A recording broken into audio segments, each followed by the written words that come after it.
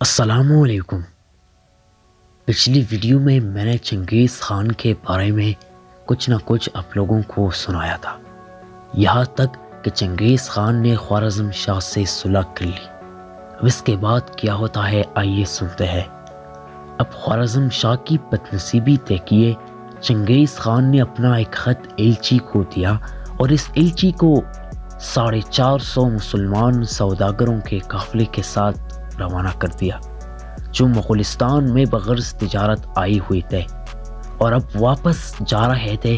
سوداگروں کے ان تمام قافلے کو چنگیز خان نے اپنا وفد سفارت قرار دیا، کیونکہ ان سوداگروں میں پاس بڑی مرتبے کے اور دربار رس تاجر تھے۔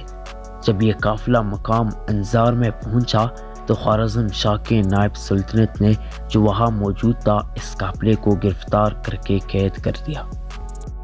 قافلے والوں نے ہر بار کہا کہ ہم مسلمان ہیں، سوداگری کے لیے مغولستان گئے ہیں، اب واپس آ رہے ہیں، اور بادشاہ مغولستان کے طرف سے سفیر بن کر بھی آئے ہیں، مگر اس حاکم نے کچھ نہ سنا اور خوارزم شاہ کو لکھا کہ مغولستان سے کچھ جاسوس سوداگروں اور سفیروں کے لباس میں آئے ہیں، میں نے ان کو گرفتار کیا ہے، اس کی نسبت آپ کا کیا حکم ہے؟ سلطان خوارزم شاہ نے لکھا کہ ان کو قتل کر دو۔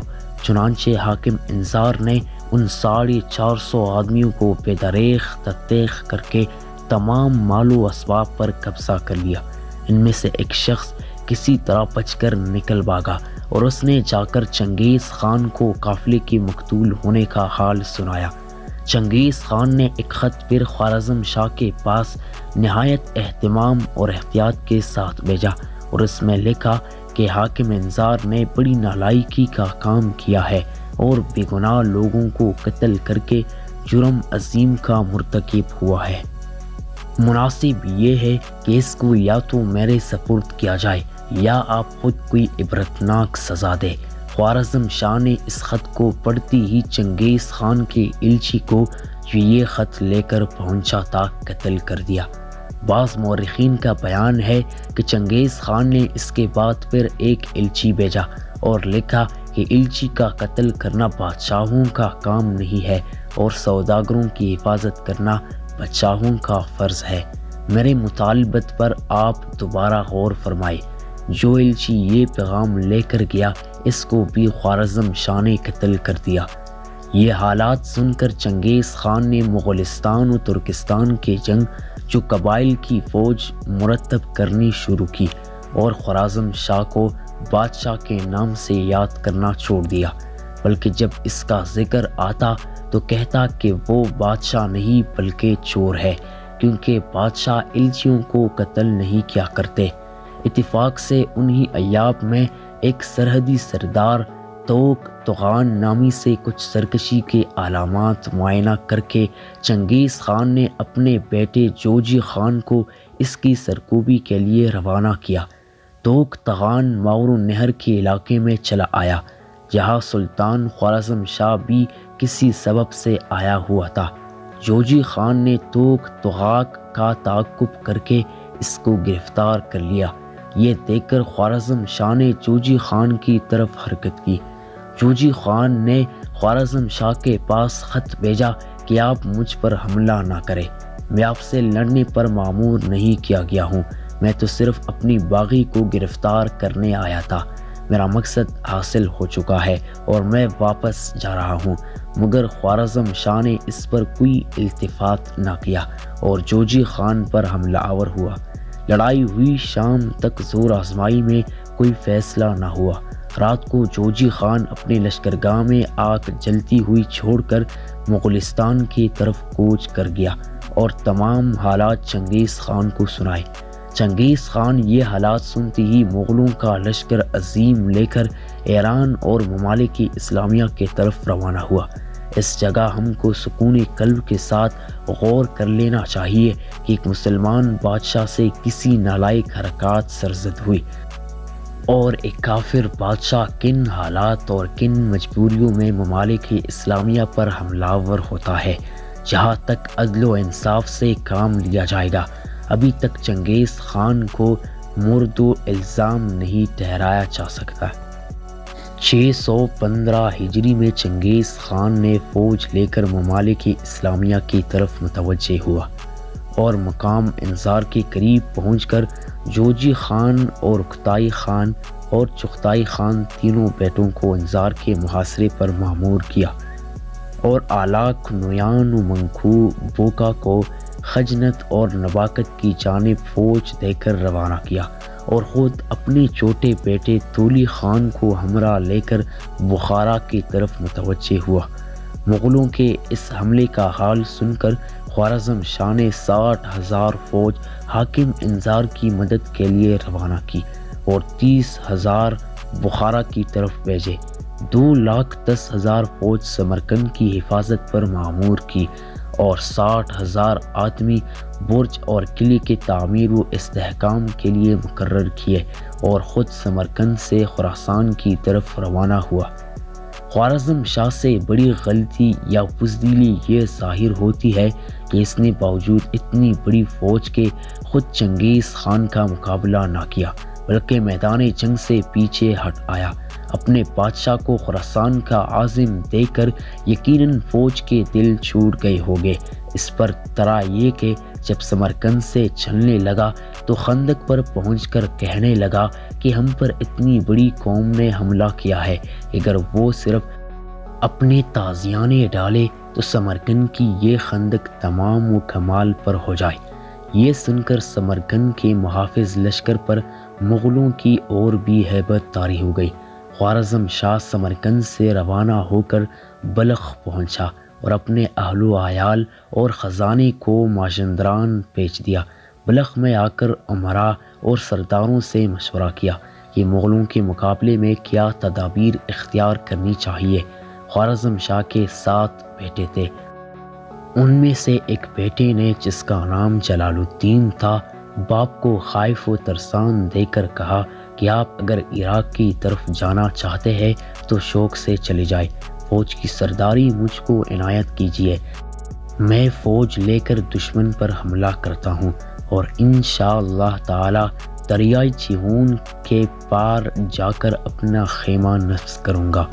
ماورو نہر کی حفاظت میرے سپرد کیجیے اور آپ عراق و خراسان کو سنبھالیے۔ مگر خوارزم شاہ نے اس بات کو پسند نہ کیا، بلخ سے ہرات کی طرف روانہ ہوا۔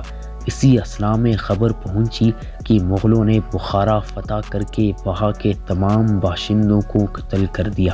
یہ سن کر اور بھی زیادہ پریشان و ہراسان ہوا اور ہرات سے نیشاپور جا کر مقیم ہوا۔ مغلوں نے ابھی تک دریائے جیہون کو عبور کرنے کی جرت نہیں کی، بلکہ وہ ماورو نہر ہی میں مصروف تخت و تاراج رہے اور خوارزم شاہ نیشاپور میں مصروف عیش و نشاط رہا۔ ماہ صفر 617 ہجری میں چنگیز خان کے ایک سردار نے 30,000 فوج کے ساتھ دریائے جیہون کو عبور کیا۔ یہ خبر سن کر خوارزم شاہ سخت پریشان ہوا اور اپنے اہل و عیال اور خزانے کو قلعہ قارون میں بیچ کر خود نیشاپور سے اسفرائن چلا گیا۔ مغلوں نے جب دیکھا کہ خوارزم شاہ مقابلے پر نہیں آتا اور ہمارے خوف سے بھاگتا پھرتا ہے تو ان کے حوصلے بہت بلند ہو گئے۔ انہوں نے بڑھ کر خوارزم شاہ کا تعاقب شروع کر دیا۔ خوارزم شاہ مغلوں کے آگے آگے بھاگتا ہوا قارون وش میں، جہاں اس کے اہل و عیال اور خزانہ موجود تھا، پہنچا، لیکن اس کے پہنچنے سے پہلے دوسری طرف سے مغلوں نے اس کا محاصرہ کر لیا تھا۔ وہاں سے خوارزم شاہ بھاگتا ہوا استراباد اور استراباد سے یامل پہنچا۔ وہاں سے ایک جزیرے میں جا کر پناہ گزین ہوا۔ یہاں اس کے پاس خبر پہنچی کہ مغلوں نے قلعہ قارون وش فتح کر کے خزائن و اموال اور اس کے اہل و عیال پر قبضہ کر لیا ہے۔ یہ خبر سن کر اس کو سخت صدمہ ہوا اور اسی رنج و ملال میں فوت ہو گیا۔ جن کپڑوں کو پہنے ہوئی فوت ہوا تھا انہی میں دفن کر دیا گیا، کفن میں میسر نہ ہوا۔ اب مغلوں نے تمام خراسان و ایران میں عدم مچا دی اور قتل و غارت سے قیامت برپا کر دی۔ خوارزم شاہ کے بیٹے بھی جو جا بجا صوبوں کے حکومت پر معمور تھے مغلوں کے ہاتھ سے قتل ہوئی۔ صرف ایک بیٹا جلال الدین جو سب بھائیوں میں بہادر اور ذی ہوش اور عالی حوصلہ تھا باقی رہ گیا۔ اس عرصے میں بخارا، سمرقند وغیرہ مقامات کو مغلوں نے فتح کر کے خراسان میں ہر مقام پر خون کے دریا بہانے شروع کر دیے۔ آخر ربیع الاول 417 ہجری میں چنگیز خان نے چیہون کو عبور کر کے بلخ و ہرات میں قتل عام کیا۔ جب خوارزم شاہ کے اہل و عیال گرفتار ہو کر چنگیز خان کے سامنے حاضر ہوئے تو اس سنگ دل نے عورتوں اور بچوں پر رحم نہ کیا، سب کو قتل کر دینے کا حکم دیا۔ بلخ و ہرات کے بعد نشاپور، ماجندران، رے، ہمدان، کھم، قزوین اور دبیل، تبریز، تفلیس، مراغہ وغیرہ میں مغلوں نے اس طرح قتل عام کیا کہ بچوں، بوڑھوں، عورتوں کو بھی امان نہیں دیا۔ مخلوق الہی کے اس طرح قتل ہونے کا تماشا اس سے پہلے چونکہ کبھی نہیں دیکھا گیا تھا، لہٰذا عام طور پر مسلمانوں کے دلوں پر مغلوں کی ہیبت چھا گئی اور نوبت یہاں تک پہنچی کہ مغلوں کی ایک عورت کسی گھر میں داخل ہو کر اس گھر کو لوٹتی اور کسی کو یہ جرت نہ ہوتی کہ اس کی طرف نگاہ بھر کر دیکھ سکے یا زبان سے کچھ کہہ سکے۔ اہل ہمدان نے جو مغلوں کے تیغ بے دریغ سے بچ رہے تھے مجتمع ہو کر اور مغلوں کے عامل کو کمزور دے کر علم بغاوت بلند کیا، اس کو قتل کیا۔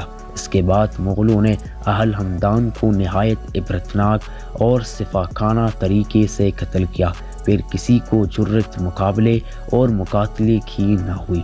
چنگیز خان کے بارے میں آگے جاننے کے لیے ہمارے چینل کو سبسکرائب کریں تاکہ میں اور ویڈیو بناتے ہی سب سے پہلے آپ کو نوٹیفیکیشن پہنچ جائے۔